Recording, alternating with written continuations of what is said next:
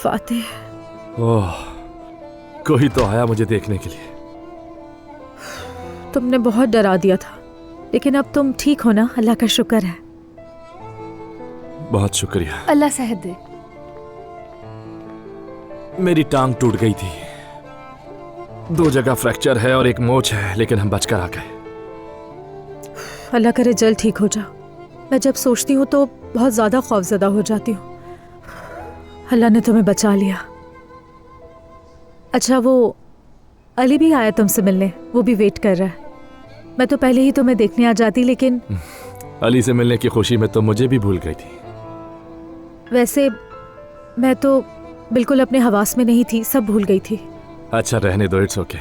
वैसे भी ये कोई नई बात तो नहीं कि मेरे लिए कोई सोचने वाला नहीं है।